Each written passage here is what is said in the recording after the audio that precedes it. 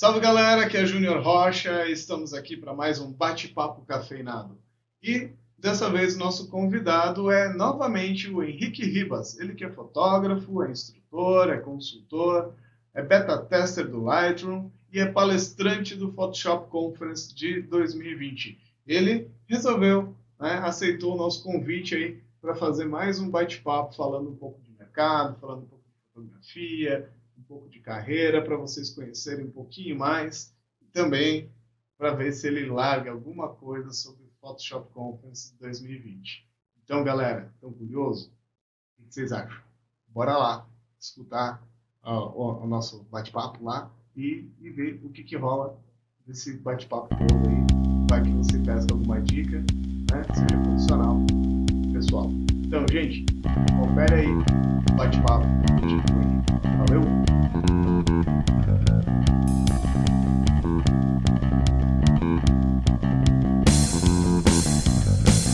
Grande Henrique, bom dia, meu amigo, tudo bom com você? Bom dia, Júnior. Obrigado, velho. Obrigado aí pelo prazer de estar batendo um papo de novo com você aí, brother. Então, cara, gostaria de agradecer realmente o teu tempo, né? Eu sei que você dá muitas aulas, muitos cursos e participa de eventos, então obrigado por conseguir esse tempinho aí para trocar essa ideia com a gente. Imagina, velho. Com você é sempre um prazer aí. Você é um cara que eu admiro pra caramba diante dos projetos que você executa e vai ser um prazer novamente trocar uma ideia e separar um tempo aí pra gente bater um papo. Então, cara, eu queria... eu até separei aqui, tem uma listinha até de coisas assim. Lembrar para perguntar para o Ribas. Então, eu vou começar um pouquinho mais para quem é iniciante, essa coisa toda. Não sei se você ainda faz, mas por muito tempo você fotografou eventos, fez esse tipo de coisa. E na bolsa de quem vai fotografar evento, o que não pode faltar, cara? Acima de tudo, criatividade. Boa! Cara, com o tempo a gente vai amadurecendo, né? E aos poucos a gente vai percebendo que aquele tanto de equipamento que a gente tinha, de certa forma, nem sempre é necessário. Vou te falar sinceramente. É isso que eu Quando quero. quando a gente inicia, a gente olha para as pessoas que falam: não é a câmera que faz o fotógrafo. Mas se você tivesse uma Mark IV diante de uma T1i, você faria uma foto muito melhor. De certa forma, em termos qualitativos da captação, sim. Mas não adianta eu ter uma câmera de ultíssima geração se eu ainda não tenho toda a base criativa, de composição, de entendimento das cores, de saber fotometrar, de entender da luz, de conduzir as pessoas. Isso tudo é inerente ao equipamento, né? Inclusive, tem uma fotógrafa que eu admiro muito o trabalho dela, eu não a conheço pessoalmente, eu não sei o nome dela completo, mas eu sei que o perfil dela é @do-meu-iPhone. Todo o trabalho dela profissional é feito com iPhone, cara. E assim, são trabalhos lindíssimos. Então, a câmera que você tem na mão hoje é essencial. Claro, não dá para hoje a gente pensar numa estrutura de sair fotografando um evento social, um casamento, uma festa, um ensaio, digamos, de moda que vai, às vezes, estar estampado numa mega, digamos, avenida, no outdoor, porque existem limitações do equipamento. Aí entra exatamente o porquê e para que você vai usar aquilo. Porque lá no início, igual você mesmo está falando, o que está faltando na nossa mochila? Eu tinha, que a gente brincava na época, que era aquela questão de ter uma doença chamada equipamentite aguda. Tem duas lojas de fotografia aqui no centro de Belo Horizonte. Eu sou de BH. Cara, eu lembro que eu fui analista de sistemas durante 8 anos e meio, larguei a carreira de TI para trabalhar com a parte fotográfica. E eu lembro que eu trabalhava no alto de uma avenida e eu pegava um Uber. Na verdade, não era Uber, era um táxi compartilhado que você descia uma avenida inteira para chegar no centro de Belo Horizonte. Na hora do meu almoço, eu passava o dia inteiro lá, comprando bobagem. Eu vi um filtro que eu não tinha, eu comprava. Filtro estrelado, filtro ND mais 2, 7, 10, 15, 20. Filtro, como é que fala? Polarizador circular, adaptador de flash. Eu nem tinha flash de estúdio, eu comprava os tubinhos para encaixar o cabinho. Quando eu via, cara, minha mochila estava empanturrada de bobagem. Bobagem, porque eu não usava, não era a minha necessidade. E aí, ao invés de eu ter a cabeça voltada, poxa, eu preciso ter uma ultra mega lente, eu comprava um monte de lente vagabunda. Vagabunda por quê? Existem lentes como você sabe, né, lentes de menor potencial, de menor qualidade, que a ótica não é tão preparada. E aí eu tinha muitas coisas ruins e poucas boas. Até que um dia, quando eu comecei a realmente fotografar casamento profissionalmente, isso era na época de 2007, 2008, um amigo meu me deu um toque, falou: Ribas, sua fotografia está evoluindo, cara. Você está com um olhar legal, você está tendo um envolvimento na parte de composição, estou achando legal isso. Mas seu equipamento te deixa aquém para aquilo que eu preciso, porque eu era, digamos, um freela dele, para aquilo que eu preciso para produzir os álbuns finais. A qualidade da câmera não traz aquilo que eu preciso. Aí eu entrei no nível aonde, cara, eu estou ganhando e a qualidade do meu trabalho precisa estar um passo acima. Aí sim, ele falou: cara, posso te dar uma sugestão? Claro. Vende tudo que você tem. Vende tudo que você tem e compra uma boa câmera e uma boa lente. E aí, o que aconteceu? O primeiro passo que eu dei, na época eu tinha uma Canon 300D. Para quem não sabe, se você hoje tem a SL2, SL1, T6i, T5i, T4i, T3i, T2i, T1i, XTI, XT, XSI, XS, a minha era abaixo disso tudo. Né? Era uma das primeiras semi-profissionais digitais que realmente valeria a pena você comprar. Eu falei, cara, eu falei assim, vou manter a minha câmera, por quê? Beleza que ela não traz ainda a melhor qualidade, mas se eu trocasse a estrutura visual ótica das lentes que eu tinha para uma coisa melhor, é a mesma coisa que eu estou colocando, digamos, um óculos com uma armação ainda meia boca, mas vai funcionar. Mas eu já tinha uma melhoria. E aí eu vendi tudo, comprei uma 2470, que foi assim meu xodó durante muito tempo, e um ano e meio depois eu comprei uma 40D, que era, digamos assim, antes da 5D Mark II, era que todo fotógrafo social usava, saca? E aí depois, com a mesma 2470, eu parti para uma 5D Mark II. E aí depois eu parti para uma 5D Mark III, 6D, e aí eu resolvi vir para o lado negro da força, e eu migrei completamente para a Fuji. Em 2016, eu vendi todo o meu equipamento, apostei nas mirrorless numa época que a Fuji nem sequer existia oficialmente no Brasil, não existia suporte, não existia venda. Eu tinha uma 6D, uma Mark III, uma Mark II, uma 2470, uma 70-200, uma 85 e uma 50mm, vendi tudo. Comprei duas X Pro 2, ela está até aqui.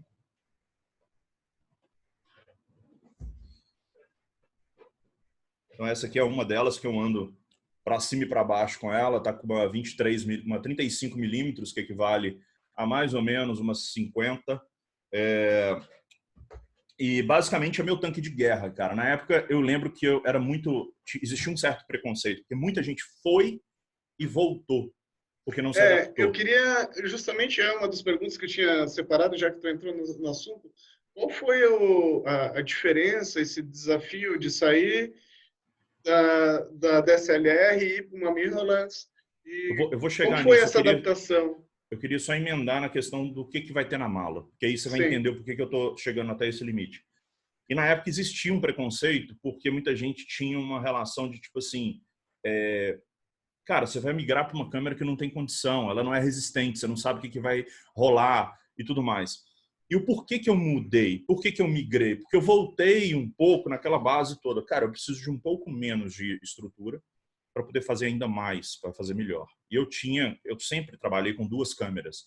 Nesse tempo que as pessoas falaram a respeito disso, muita gente apostou na Fuji, muita gente literalmente migrou para a Fuji, mas migrou de uma maneira totalmente inconsistente, porque seguiram normalmente a manada, seguiram a moda. Eu falei, cara, eu não tenho grana para poder seguir a moda. Eu tenho que ter consistência. Eu estava no primeiro congresso Capixaba, em Vitória, que eu fui palestrar, e eu estava junto com os irmãos Vanassi, Renato de Paula, Rafael Kareliski, Robson Kunz, todos já tinham a Fuji já entranhado. Para quem não conhece, são fotógrafos de casamento bem consistentes no mercado hoje. E eu fiquei dividindo um quarto com o Rafael, que é um grande amigo meu, o Rafa Kareliski. E falei, Rafa, deixa eu passar esses 3 dias que a gente vai passar junto com a câmera sua. E eu estava exatamente com uma X Pro 2. E eu apaixonei pelo peso, pela consistência do arquivo. Ele tinha já fotografado vários casamentos com ela e ele me deixou trabalhar no computador dele para ver os arquivos, para trabalhar. E nesse meio tempo eu descobri exatamente, cara, isso aqui é o que vai trazer uma evolução. Por quê? A minha câmera naquela época, a 5D Mark III, que era a mais nova dela, estava com no mínimo uns 600 mil cliques. E eu já estava preocupado de entrar para um evento e alguma coisa acontecer. E eu falei, cara, qual que é a próxima evolução? Ah, 5D Mark IV. Mas a 5D Mark IV custava na época tipo 17 mil, 16 mil reais. A Nossa. câmera, o corpo. Com cerca de 14 mil, eu comprei 2 câmeras e 3 lentes da Fuji. É uma diferença E aí grande. entra voltando a pergunta que você me fez. O que hoje não pode faltar numa mochila? Claro, vamos falar então de parte de equipamento, para não ficar naquela filosofia tanta de que equipamento não faz a foto. Hoje, para mim, como eu trabalho com mirrorless, bateria para mim é essencial. Tá? Então, a mirrorless ela consome cerca de 2 a 3 vezes mais bateria do que as DSLR. Então, no casamento que eu fazia com uma, eu faço com 3 baterias numa câmera. Como eu tenho 2, eu levo pelo menos 8 baterias comigo. Então, realmente é uma necessidade. Hoje, para mim, em termos de segurança, todas as minhas câmeras, espero que dê para ver aí, mas todas as minhas câmeras, elas precisam ter 2 slots de cartão de memória. É uma coisa que as pessoas não pensam antes de comprar uma câmera. Muitas vezes não tem como, às vezes, por conta de investimento. Mas eu sempre fotografo com um cartão de backup do meu material. Ah, Ribas, mas será que isso realmente é necessário? Existe uma necessidade extrema disso? Cara, existe. E eu vou te falar um problema que eu passei. Eu cheguei de um evento num domingo e a cliente saiu. Quando eu estava saindo do evento dela, ela falou assim, Ribas, tem como você me mandar, por favor, hoje, pelo menos umas 3 fotos, porque amanhã eu faço aniversário de casamento e eu queria usar essas fotos para presentear meu marido. Falei, pode deixar, eu vou chegar em casa, eu vou pegar. O que eu fiz? Peguei o cartão, coloquei no meu notebook, abri o Photomechanic, que era um software rápido para eu poder ver as informações, selecionei aleatoriamente e consistentemente aquelas 3 imagens, copiei as 3 apenas para dentro do meu computador, abri no Lightroom, tratei, finalizei, enviei para ela, ejetei o cartão, guardei, porque isso já era 9h30 da noite de domingo. Cara, eu queria ficar com minha família, com meu filho. Uhum. Segunda, 9 horas da manhã, cheguei aqui no meu escritório, peguei o mesmo cartão no mesmo notebook, coloquei. O que o cartão falava? Esse cartão precisa ser formatado. Nossa, falei, isso dói. como assim, velho? Ontem eu backupei 3 imagens. Por que agora tá dando pau? E aí, cara, tentei 1, tentei 2, tentei 3, nada. Colocava outro cartão, funcionava. Falei, que estranho, pode ser o cartão. Imediatamente já peguei o cartão de backup, coloquei, funcionou, copiei, fiz backup, tô tranquilo. Mas me inculcou aquilo. Eu tenho um iMac aqui do meu lado, peguei, coloquei o cartão e o cartão funcionou. Agora, e se eu tivesse só aquele notebook? E se as coisas não estivessem funcionando? Quando eu percebi, o problema estava no leitor do meu notebook. E eu já tive vários problemas com outros fotógrafos de cartões específicos junto à minha câmera e junto à câmera deles que deu problema. E o backup funcionou exatamente para isso. Então, bateria e backup. Outra coisa, claro, cartão de memória. Hoje, os tamanhos de cartões de memória são muito grandes, na minha opinião, cara. Eu acho que colocar todos os ovos numa única cesta é perigoso. Então, eu prefiro disseminar. Eu prefiro trabalhar com cartões de 16, 32, ao invés de um de 128. Então, basicamente, uma disseminação para poder eu ter um pouco de segurança. E, paralelo a tudo isso, falando então de equipamento, eu acho que uma câmera, digamos, mais atual, você vai ter uma consistência de ISO, uma consistência de velocidade de clique, de uma qualidade do sensor. E esse negócio de câmera cropada, câmera full frame, eu descobri, cara, que é uma bobagem. A minha câmera é cropada. Eu trabalhei com full frame durante 7 anos. E, de repente, eu mudei.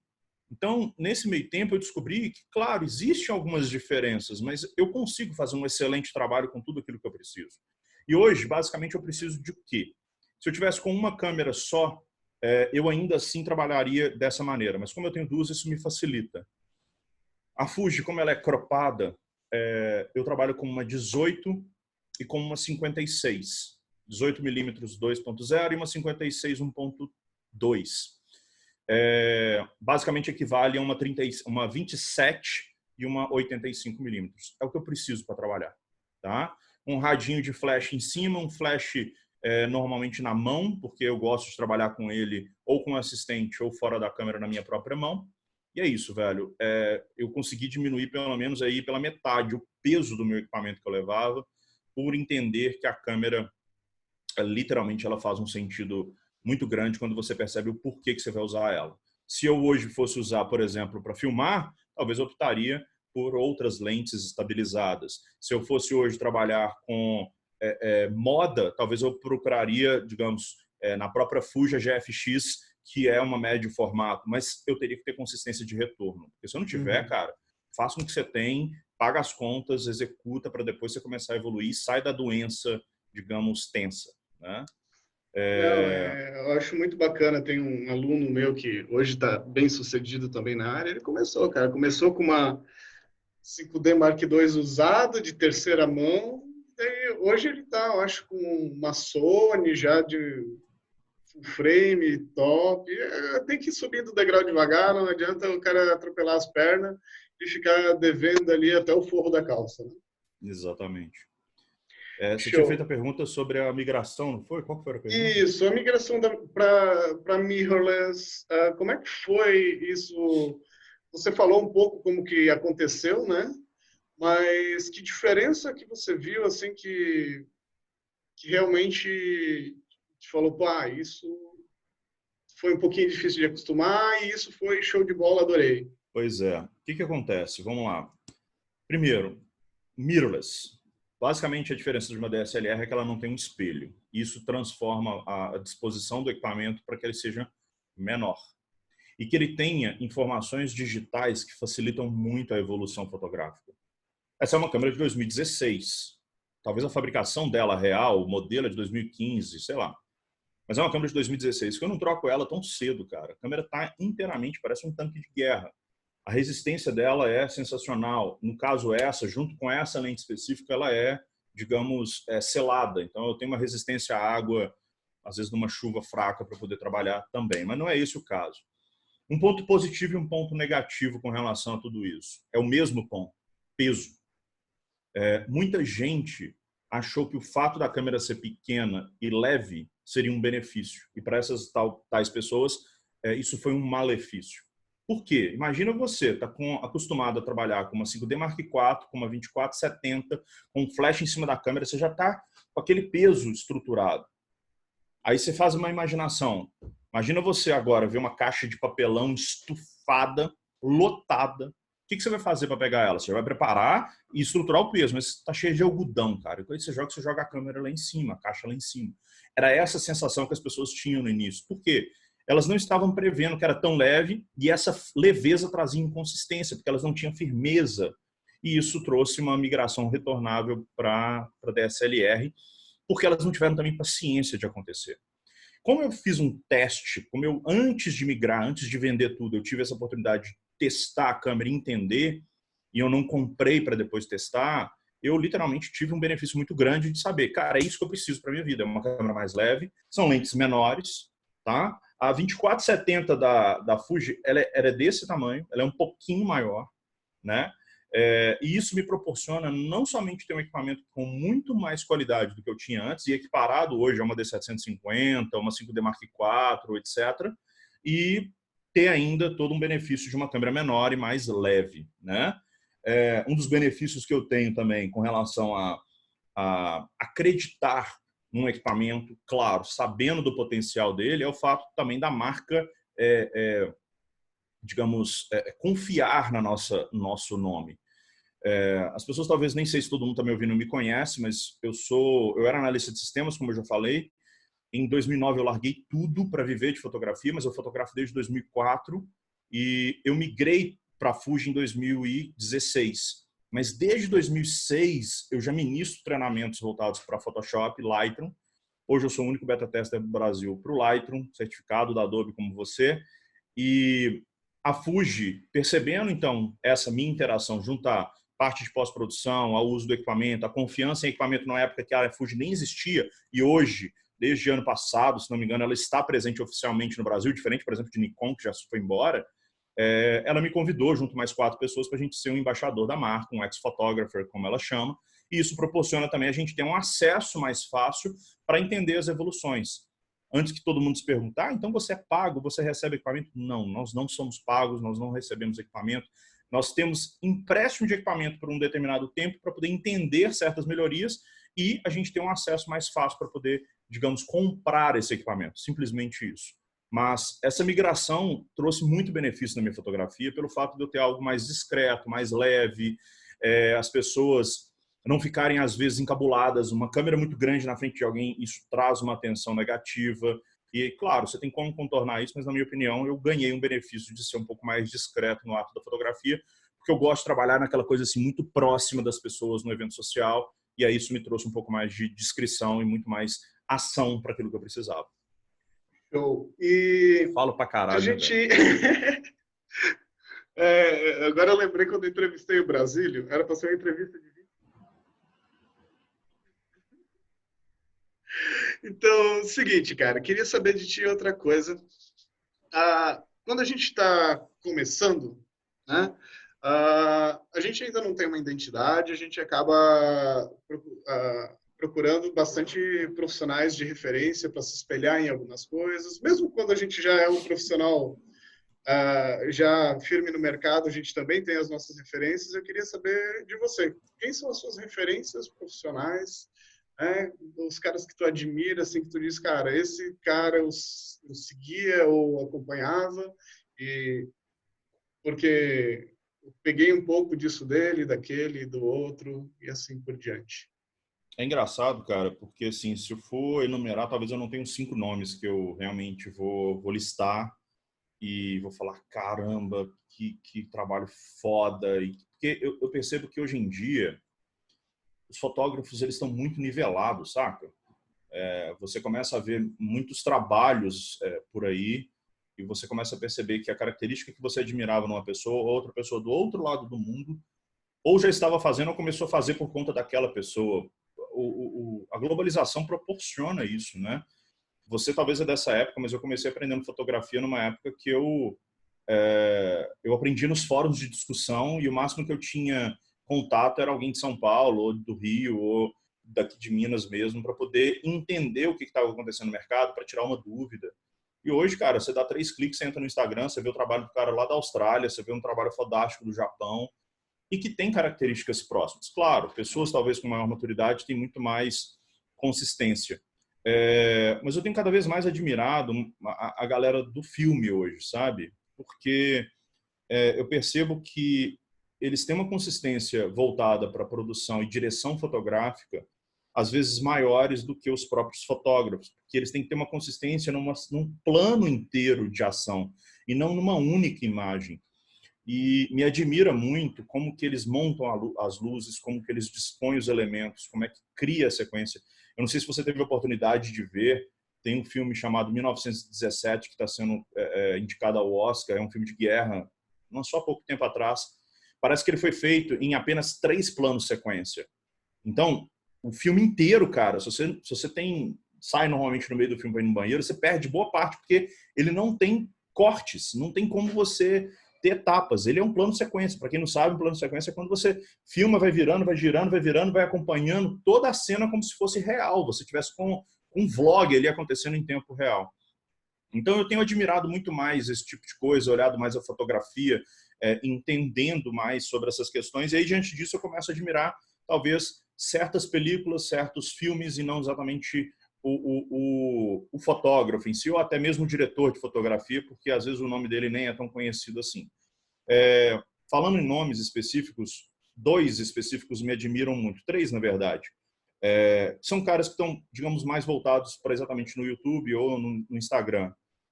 Depois, se quiser, eu te passo o nome dele, mas um chama Jazz Driftwood. É um cara que ele inovou bastante em fazer stories e utilizando de planos como é que eu te falo, de transições que ele fazia para criar stories sensacionais, e hoje ainda ele continua fazendo trabalhos maravilhosos. E 2 caras que se parecem muito, um veio antes do outro, mas é o Casey Neistat e o Peter McKinnon, que são um cara que morava em Nova York e o outro mora no Canadá, e que fazem vídeos no YouTube de maneira assim primorosa. Não somente com a parte de entendimento da luz e da composição de equipamentos e tudo mais, mas também principalmente em contar história. Eu acho que isso que vai trazer a principal questão quando eu vou começar a criar uma imagem para parar de clicar por clicar e começar, pelo menos, a ter uma história envolvida naquilo que vai me trazer um pouco mais de atenção. Citando um pouco de fotografia e pessoas novas no mercado, que vai ser bem interessante, e também do vídeo, tem um casal daqui de Minas Gerais, que agora eles estão lá no Chile, que é um casal que eu realmente passei a admirar há pouco tempo, por acompanhar o trabalho deles mais intensamente. Chama Casal Rec, casal.rec no Instagram e no YouTube você acha eles. Cara, um casal sensacional, duas pessoas novas, com um talento assim, de outro mundo. E para quem gosta de começar a entender um pouquinho mais de storytelling e de entender dessas situações, eu tenho acompanhado já tem alguns meses a vida de dois YouTubers, mas que eles diariamente contam a aventura que eles estão tendo viajando. Um está viajando numa van que ele adaptou como motorhome, o outro está vivendo com a mulher numa Kombi como um motorhome. E eles estão viajando, um saiu de Porto Alegre, o outro saiu de Brasília, viajaram o Brasil inteiro, foram até o Ushuaia, subir na América Latina, estão chegando no México, daqui a pouco eles estão nos Estados Unidos, vão chegar no Alasca, para depois fazer a volta ao mundo de carro. E eles documentam isso todo dia. E, cara, documentar isso, contar uma história é absurdamente difícil. E quando você percebe que uma pessoa dentro de uma Kombi consegue contar uma história, às vezes num episódio inteiro, e você se vê presa àquilo, isso te traz muita atenção para que você consiga executar como um fotógrafo, que a pessoa olhe para sua foto e comece a admirar ela por alguns segundos sequer para poder entender o que está acontecendo. E é isso que eu estou fazendo, digamos assim, percebendo no mercado. Está muito pasteurizado as coisas, as pessoas estão fazendo muitas coisas iguais e pensando só na parte visual e estética e estão esquecendo de contar a história daquele tipo de situação. O próprio Rafael Carelis, que é um cara que eu admiro bastante, ele, em todas as publicações dele, se você seguir eles no Instagram, você vai perceber que há uma micro-histórias em cada imagem que ele conta. E as imagens falam por si só. A gente não precisa, de certa forma, estar transmitindo um contexto escrito ou falado a respeito daquilo. E eu acho que é isso que eu estou buscando cada vez mais hoje na minha fotografia. Show, incrível. Cara, e... Bom, a gente, né, nós dois, nós nos conhecemos através do Conference, né? Mas depois eu vou falar do Conference, mas eu queria que você desse a sua opinião de congressos de uma maneira geral. Como que você vê a importância desses congressos que rola aqui em Santa Catarina, rola em São Paulo, rola no Norte, Nordeste, etc. Qual é a importância para um profissional participar de congresso, participar desses eventos grandes? Vamos lá. Eu encontrei um crachá meu, cara. Dá para enxergar? Dá. Nossa, que carinha de neném. 2012. Foi o segundo congresso de fotografia que eu fui na minha vida. Porque o primeiro tinha sido o próprio Wedding Brasil em 2011, que existe desde 2009, se não me engano. Eu não fui nas 3 primeiras edições. Quando eu fui na primeira, eu realmente fiquei muito encantado em conhecer pessoas do outro lado do mundo que me proporcionavam aprender coisas que eu não tinha acesso. Ter um contato com outros profissionais do mercado que refrescava a memória e você poderia estar conectando com essas pessoas de maneira pessoal, porque o meio online hoje, apesar da conexão ser extremamente interessante, ele não proporciona, às vezes, a segurança do outro estar te transmitindo. Sabe aquela coisa? Ô, Júnior, beleza, cara? Manda uma mensagem no Instagram. Cara, admiro muito seu trabalho. Até você vê essa mensagem, né? Olha, até você vê essa mensagem. Admiro muito o seu trabalho. Cara, eu gosto demais da maneira como você executa, cara. Queria aprender um pouquinho como é que você faz toda essa treta toda no Illustrator aí. Cara, você é foda. Pô, quem que é o Ribas? Quem que é esse cara? Por que ele tá me procurando? Deixa eu ver o Instagram dele. Nossa, esse cara tá dando a mesma coisa que eu. Não conheço, vou ficar na minha. É o que eu percebo muito, esse jogo de medo, sabe? E quando você encontra com uma pessoa tete a tete, olhando nos olhos, você percebe a sinceridade da pessoa. Pô, Juninho, me ajuda, velho. Eu tenho uma veia muito parecida com a sua. Eu também ensino as pessoas na minha região, mas eu admiro o seu trabalho. Eu queria aprender um pouco mais disso. Você poderia me dar uma dica? E o cara olha nos seus olhos e fala, velho, sabe que é sincero, existe uma conexão muito mais profunda. Então, os congressos, desde 2011 que eu comecei a participar, e aí como congressista, em 2012 eu comecei a palestrar, daí para frente, ou seja, são 7 anos, eu palestrei basicamente em todos os grandes congressos do Brasil de fotografia, entre eles o Photoshop Conference em 2015, e estou voltando agora, apesar que você vai falar, estou voltando agora em 2020, em maio, para mais uma edição.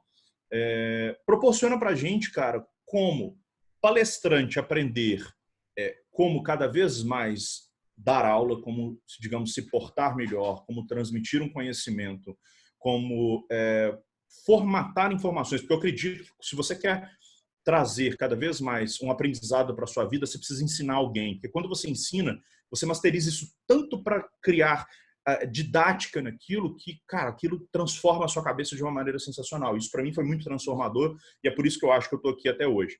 Agora, como congressista, eu aprendi inúmeras vezes que uma vírgula naquilo que eu estava fazendo me ajudava bastante. Coisas do tipo, tem um amigo meu, Celso Mondenese, que mora perto até de Campinas, onde vai ser o Photoshop Conference. Durante um workshop, que já era o terceiro que eu via dele, porque ele estava aqui em Belo Horizonte, eu fui lá prestigiá-lo. E eu fui ver o workshop dele, e ele falou, não, porque a ferramenta de degradê, quando você aplica numa máscara, a dica, a vírgula, é que quando você abre a ferramenta de degradê para você escolher quais os tons que você quer aplicar ali, e no caso preto para o branco, você coloca preto de um lado e transparente do outro. Eu falei, mas por quê? Porque quando você coloca transparente, você pode clicar e arrastar e vai somando elas. Mas antes eu usava preto para o branco, porque a máscara era preta para branca na minha cabeça, e só que a cada vez que eu clicava, ela desfazia uma para criar outra. Eu falei, cara, como é que você consegue fazer isso? E aí percebe, uma vírgula, cara, de mudar um tom, isso já mudou completamente o meu trabalho. Então, quando a gente começa a perceber, mas já está tudo disseminado na internet e tudo mais, os palestrantes, eles estão buscando cada vez mais estar também preparados em congressos para trazer informações que as pessoas muitas vezes não estão, às vezes, encontrando com tranquilidade na internet. Ou começar a ser a pessoa que, digamos, primordialmente foi quem concebeu um determinado conceito, que trouxe uma determinada técnica, e é ali que a gente vai trazer um passo a mais para o nosso trabalho. Agora, deixar de ir porque acha que vai ser mais do mesmo, é um tiro no pé, porque você vai ficar fechado no seu ciclo de convivência, e esse ciclo de convivência ele é limitante, porque nós precisamos ter experiência, que é exatamente a questão do perímetro que a gente está, e experimentar é sair do perímetro. E quando você sai do perímetro, você cria outro perímetro. E não necessariamente você precisa estar, digamos, sempre envolvido com os mesmos palestrantes, com os mesmos congressos. Consuma mais, mas saiba aqueles que vão exatamente trazer mais benefícios. No caso do Conference, eu já tinha ido em 2014 como congressista, fui em 2015 como palestrante, continuei indo em 16, 17, se não me engano, só 19 que eu não fui, estou voltando agora em 2020. Por quê? O clima, o ambiente, a conexão, as pessoas, o conhecimento, a vírgula, isso tudo traz com que a gente tenha conexões. A parceria com um expositor, com uma empresa. Por que eu não consigo entrar em contato com uma empresa X para ela patrocinar meu canal, para ela me dar uma parceria, para eu fazer um vídeo, para aquela coisa acontecer? Você já olhou nos olhos do diretor de marketing de lá para ele te conhecer? Você já apresentou o seu trabalho ou só ficou na mensagem? Porque às vezes está faltando exatamente essa conexão para acontecer. Show! Também acho, cara, eu acho que a pessoa tem que experimentar, tem que ir, tem que conhecer, depois ela tira suas próprias conclusões e, cara, quanto mais conteúdo você assumir. Aconteceu comigo também, uma vez eu fui no workshop do Alê, foi a mesma situação, eu já tinha ido em vários e ele deu aquela vírgula, como você comentou, e disse, cara, essa vírgula valeu o investimento do curso inteiro. É aquela velha história, né, Juninho? Um cara que foi chamado um técnico para poder consertar uma máquina e o cara chegou e passou a conta. Quanto que é a conta? É R$1.000. O que é R$1.000? É R$1 do parafuso e 999 para saber qual parafuso que se troca. E é exatamente isso. Às vezes o investimento que você faz de 200, 300, 400, 500 mil, eu já fui em congresso de R$3.500. E a vírgula valeu exatamente o investimento inteiro, cara. Porque a pessoa que estava ali transmitindo me trouxe um conceito que mudou aquela etapa e me trouxe mais produtividade, me trouxe mais qualidade, me trouxe mais efetividade no que eu precisava. E agora que a gente comentou nisso, eu lembrei, falando de valorização de trabalho, essas coisas, eu lembrei de uma chargezinha que eu vi esses dias. Aliás, era um print de uma conversa de WhatsApp. Como se fosse o cliente falando com um ilustrador. Aí o cliente, eu preciso de uma ilustração assim, assim, assado, vamos dizer. E daí o ilustrador, não, beleza, essa ilustração custa R$ 200. Aí o cliente fala, nossa, mas tá caro, tava pensando em gastar R$ 10 para fazer essa ilustração, de graça, né, já que eu vou divulgar o teu trabalho. Aí o designer responde o seguinte, né, o ilustrador, então fazemos o seguinte, eu te dou R$ 200 e você faz o trabalho. Aí assim, pô, mas eu não sei desenhar, né, o cliente? Eu não sei desenhar. Então, se você não sabe desenhar, não entende como é que você vai botar preço no meu trabalho. Né? É uma coisa meio complicada, né? Não, exatamente. E falando disso, como que um profissional pode fazer? Como que ele deve agir, melhor dizendo, para valorizar, para que outros valorizem o trabalho dele? O que você acha? É uma pergunta complexa, É complexo, não é porque fácil, não é existe, pra... existe uma necessidade de maturidade, porque a fotografia, o design gráfico, a criação de vídeos, são áreas que são às vezes intangíveis ao ponto do que você está criando para poder valorizar em termos de preço, né? De valor daquele determinado produto final. E uma máxima que eu vejo, cara, é o seguinte: quando a maré sobe, todos sobem, mas quando a maré desce, todos descem. A não ser que você seja um destaque, e nem todos são um destaque. O destaque é um navio de altíssimo porte, quando a maré desce, ele não faz diferença nenhuma para a vida dele, porque está em alto mar.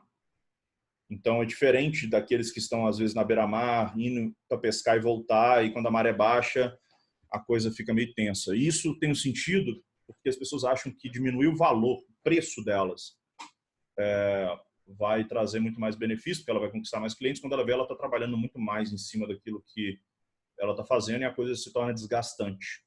Eu falo por mim mesmo. Durante um bom tempo, eu comecei com valores pequenos para poder ministrar os meus treinamentos. Você até falou que eu estou ministrando muito treinamento. Essa plataforma que a gente está usando chama Zoom, e desde meados do ano passado, junho, julho, eu uso ela para dar treinamento. Assim como a gente está falando, eu dou muita aula, muita consultoria, muita mentoria para quem quer trabalhar com melhoria de fluxo, organização de imagens, Lightroom, Photoshop avançado e Capture One, fotomecânica, tudo voltado à pós-produção para melhorar a vida do fotógrafo. E eu fiz um backup ontem desse material, está até nos meus stories ainda, mostrando, porque cada aula é gravada, o sistema grava automaticamente, e eu tinha de junho até hoje, ontem na verdade, 188 aulas, 188 horas, cada aula de 1 hora. E, cara, eu não sabia que eu tinha dado tanta aula assim. E já é um volume grande, mas eu dava mais aula do que isso. Porque lá no início, como eu cobrava pouco, eu precisava dar muito para ganhar mais. Até que chegou um dia, cara, que eu comecei a perceber que um dia inteiro, começava de 8 às 9 uma aula, de 9 às 10 outra, de 10 às 11, de 11 a meio-dia, pausa para almoço, 1 às 2, 2 às 3, 3 às 4, 4 às 5, 5 às 6, eu estava exaurido, porque na segunda etapa, no segundo ou terceiro dia, eu consegui equalizar os meus alunos e o conteúdo era o mesmo. Então, a mesma coisa que eu dava de 8 às 9, eu dava de 9 às 10, 10 às 11, 2 às 3, 3 às 4 e assim por diante. Eu falei, cara, não tem condição de viver assim. Aí eu fui começando a perceber que o mercado precisava me valorizar mais. Claro, já com as minhas estruturas, já mostrando o meu potencial, a minha qualidade, as minhas certificações, eu já tinha um poder. Eu precisava aumentar para não assustar os meus clientes. Então eu saí de ganhar em termos de R$ 50 a hora para passar a 360 a hora. Mas ao mesmo tempo eu precisava suprir porque nem todo mundo vai precisar me contratar. Beleza, eu vou estar ganhando mais, 7 vezes mais, porém eu vou estar, digamos, com menos alunos. Então eu precisava equilibrar isso. E aí partiu exatamente o fato de eu estar trabalhando com meio online, cursos online e tudo mais para suprir aqueles que não podem pagar tanto para uma aula presencial, mas que vão ter um conteúdo que é repetitivo o tempo inteiro, eu não preciso repetir. Uhum. Então, eu acho que para valorizar, cara, você precisa estar cada vez mais com conhecimento apurado, porque as pessoas vão valorizar isso. E você precisa demonstrar isso às pessoas para você, digamos, trazer a experiência necessária que aquele outro vai ter para poder te contratar. Então, quando eu falo a gente está com mais conhecimento, não parar de pesquisar, ir nos workshops de pessoas que você admira, não parar de consumir, não achar que você é a última bolacha do pacote, não simplesmente achar que porque você subiu num palco do Photoshop Conference, ou no caso do Ed Brasil, ou de outros grandes eventos, eu estou citando esses dois porque são os dois maiores que eu já participei e que são os maiores do Brasil nesses dois segmentos, particularmente não me traz nenhuma credibilidade ou credencial de que eu sou o foda do mercado. Pelo contrário. Porque lá eu vou falar o que eu sei demais, mas eu vou estar na hora seguinte vendo uma outra pessoa foda naquilo que ela faz, procurando as minhas vírgulas. E aí eu vou ter conhecimento, eu vou pegar aquela informação, adaptar o meu mercado, criar as minhas correlações, criar um conceito novo, apresentar isso para as pessoas, valorizar. E aí, a partir do momento que as pessoas, poxa, existe um pioneirismo, existe uma melhoria na qualidade, eu estou sendo beneficiado com isso, as pessoas começam, então, a gerar também uma mídia de retorno, e aí você consegue saltar para que você tenha maior valorização do seu trabalho, que você realmente sinta não somente o valor monetário, mas o valor de consistência daquilo que você está entregando. Existe, pelo menos comigo, muitas vezes, o que a gente chama de síndrome do impostor. A gente achar que não é algo que realmente é. E eu acho que isso tem que acontecer. É igual o medo. O dia que você não tiver medo de executar alguma coisa, cara, você vai morrer. E isso basicamente o medo. Eu sempre acho que eu não estou, digamos assim, suficientemente preparado para fazer algo. E isso me traz o quê?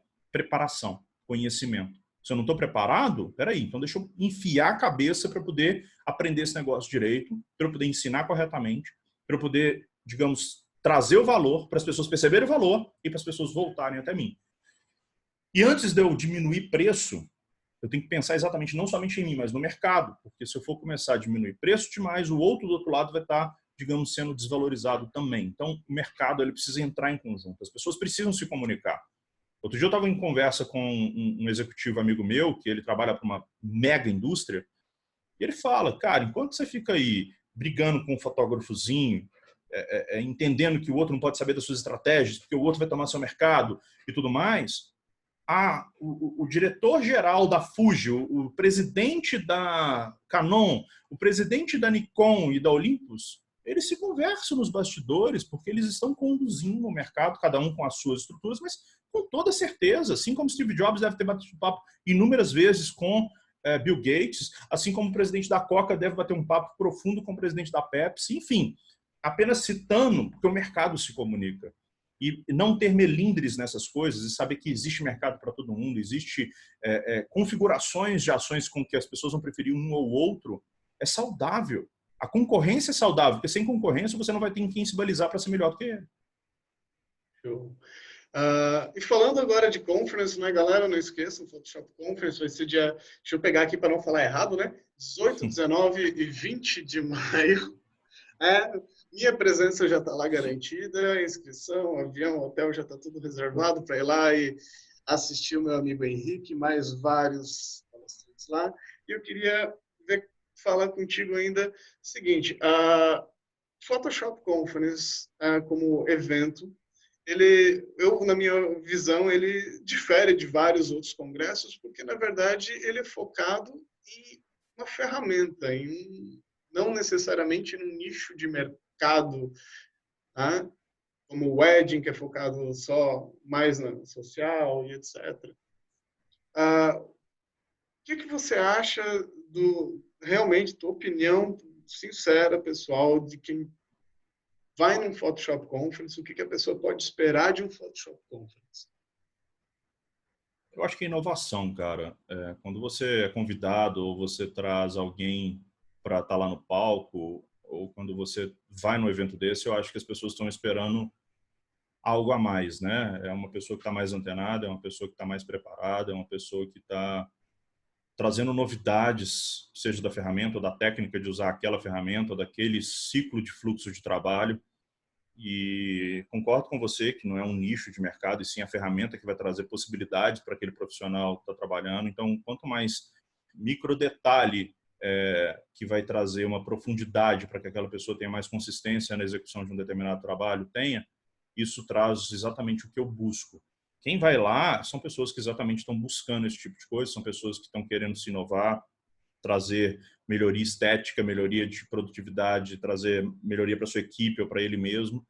E diferente lá de fora, que a gente tem mais outros grandes eventos, esse é o, digamos, se não for o único, para mim o único, se não me engano, mas ao mesmo tempo é o maior. É estranho falar, né? É o único e é o maior, mas é porque ele é extremamente grandioso, né? É um palco gigante, é um teatro enorme, é uma consistência de anos de execução. Alexandre Kise, que é o papa do Photoshop no Brasil, que proporcionou essa conexão junto à Adobe, faz com cuidado a curadoria de quem vai estar lá trazendo o conteúdo, as informações, o cuidado com os alunos que vão estar lá.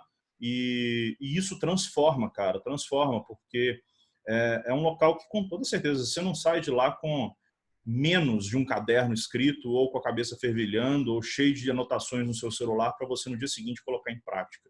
E, cara, se você vive um mundo da pós-produção, da criação, do design, do 3D, da fotografia em termos de tratamento de imagem, eu acho que é inevitável você, digamos assim, deixar de ir, porque você vai estar perdendo muita coisa que vai estar anos-luz à frente de muita gente que, digamos, está quebrando a cabeça e batendo a cabeça na parede para poder chegar na melhoria estética, sendo que pessoas já aplicaram e eles vão te trazer exatamente conceitos que você ainda não sabia. E você já definiu o tema da sua palestra e o que esperar da sua palestra? Então, cara, igual eu te falei, eu sou um beta tester da Adobe para o Lightroom. Eu sou certificado da Adobe para o Lightroom. A minha palestra, com toda certeza, vai ter um envolvimento junto ao Lightroom. E a estrutura que eu estou ainda formatando são pelo menos 7 grandes truques que podem mudar o uso da ferramenta e que às vezes estão escondidos que você talvez não saiba do que se trata.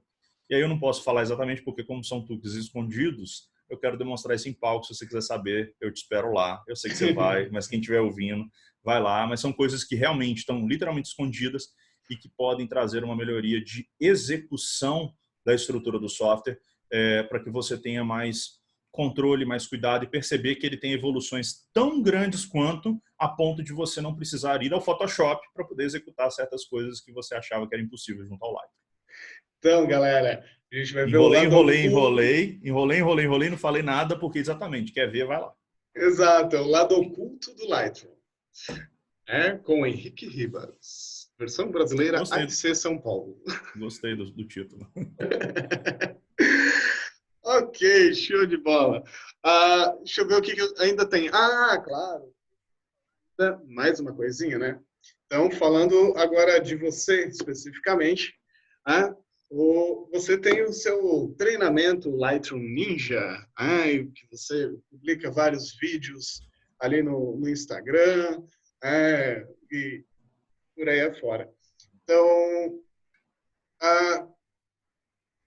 quase a mesma pergunta do Conference, vamos dizer, qual que é o teu diferencial? Vamos dizer, a gente fala assim, né? Tem N vídeos na internet, tem N treinamentos na internet, o cara escolhe de acordo com a sua necessidade. Qual que é o diferencial? O que tu mostra de diferente, vamos dizer, no teu Lightroom Ninja?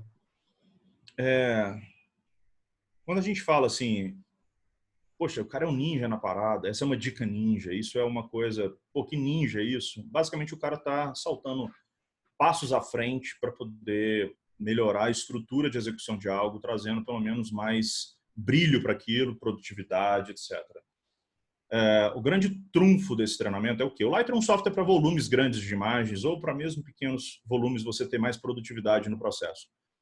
Como eu venho de uma pegada de evento social, eu saio de um casamento com 7, 10, 15, 20 mil imagens às vezes e eu trabalho muito, digamos, para outros fotógrafos, editando o trabalho para eles, selecionando, tratando e finalizando. E eu preciso trabalhar isso em tempo recorde, porque se eu demorar 30 dias para entregar um trabalho, eu só vou ter um cliente por mês. Então, se eu fizer mais eventos numa única semana, eu tenho mais rendimento, mais cliente, mas, claro, eu preciso manter a efetividade e a qualidade.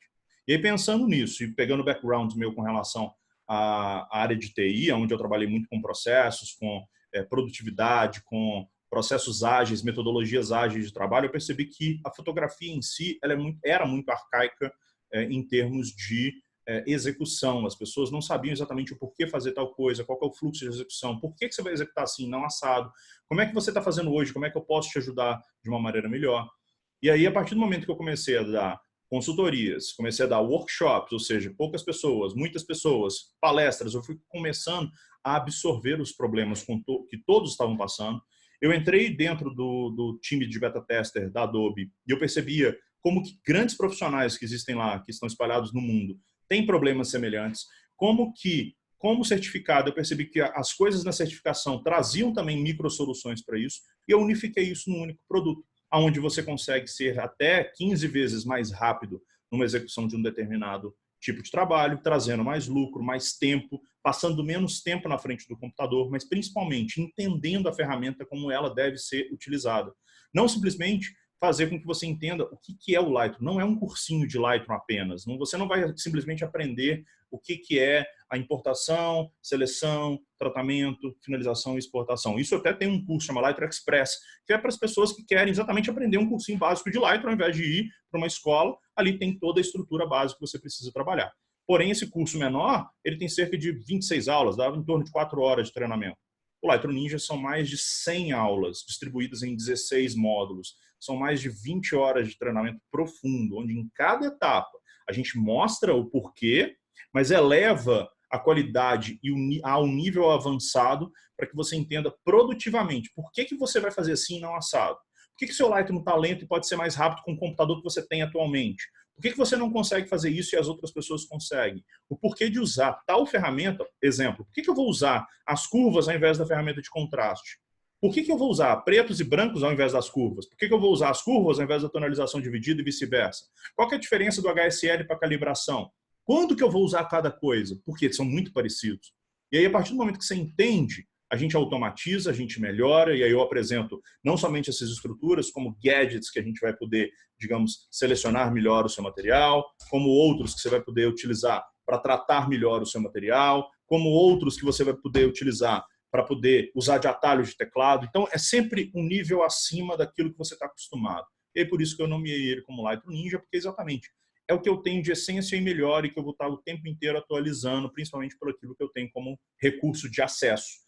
Como um beta tester, aquilo que você está usando hoje, eu já usei 6 meses antes de ser lançado. Eu não posso falar o que vai ser lançado amanhã, mas assim que lançar, pode ter certeza, vai estar dentro do treinamento. Então, esse é mais um objetivo para poder mostrar o potencial dessa ferramenta que aí eu posso te garantir. Nenhum outro no mercado tem, porque eu sou o único brasileiro hoje presente lá dentro. E isso me traz um benefício enorme para poder proporcionar às pessoas. Tá bom? Tá ok, me convenceu. Onde é que eu compro mesmo? Vou te mandar o link pelo WhatsApp agora. Gente, vai tá o link na descrição para quem quiser conhecer o Lightroom Ninja. Também vai estar o link do Instagram do Ribas para vocês acompanharem, que ele faz umas lives, faz uns stories muito bacanas com uns macetes aí. De vez em quando eu dou uma pescada numa coisa que eu não sabia, aprendo com o Ribas, sem ele saber Legal. Que eu estou aprendendo com ele. Show. Então, Ribas, sei que o teu tempo está curto, que você tem compromisso daqui a pouco. Então, cara, queria novamente agradecer a oportunidade de trocar essa ideia contigo. A gente já comentou de outras vezes que a gente deveria até conseguir fazer mais vezes isso, fazer um bate-papo, trocar ideias e tal. Muito obrigado pelo teu tempo. E deixo aí para você dar o teu recado final para a galera que estiver assistindo aí, para a galera que vai para o conference. Manda ver. Obrigado, Juninho. Obrigado pelo carinho, obrigado pela oportunidade, pelo tempo aí. A conferência vai ser um sucesso. Se você ainda está pensando em, cara, não pensa 2 vezes. Compra, aproveita às vezes o lote mais barato, aproveita que às vezes a passagem ainda está mais barata, porque isso vai facilitar toda essa estrutura. Não deixa para a última hora para você decidir, porque depois lota e você vai ficar chateado porque não conseguiu ir. E eu tenho certeza que é um divisor de águas na vida de quem trabalha nesse período. Eu levo uma máxima comigo, cara, que eu falo com todas as pessoas, que basicamente contem sempre comigo. Eu quero que o mercado se evolua, eu quero que o mercado esteja grande. Claro, pontualidades vai ser um prazer poder ajudar. Coisas mais profundas, quem sabe a gente monta algo específico para você. Mas tendo dúvidas, por favor, me incomodem. @Henrique Ribas. Eu vou pedir para o Juninho deixar meu telefone aqui. Pode pegar meu telefone, Juninho, colocar aqui embaixo, o WhatsApp pessoal. Pode ficar à vontade. Eu já dei esse telefone em todos os palcos que eu participei, com mais de 5.000 pessoas, às vezes, num palco, por exemplo. E é impressionante como as pessoas ainda se sentem encabuladas de perguntar. Mas quem vem até mim, com toda certeza tem um apoio. Eu, inclusive, Juninho, tenho um grupo no Telegram, quem tiver interesse em participar lá, que é voltado exatamente para Lightroom, Lightroom Ninja, Photoshop, etc. Então, se você puder deixar também na descrição aqui, vai ser um prazer poder receber vocês lá, que constantemente a gente está trazendo as informações, não somente das lives, como de algumas técnicas, e as pessoas se ajudando o tempo inteiro também. Show! Então, galera, não esqueçam, né? Deixa eu olhar de novo para falar certinho, né? A idade começa a bater. Então, Photoshop Conference, 18, 19 e 20 de maio de 2020. Né? Estejam lá, façam essa inscrição, aprendam com os melhores, aprendam com gente que realmente se dedica a aprender novidades, passar essas novidades para você. Acompanhe aí o canal, tem outras entrevistas, vão rolar com todos os palestrantes, vai rolar um bate-papo desse. E muito obrigado por assistir. Dá um like, segue o vídeo e a gente se vê em outro vídeo. Valeu! Valeu!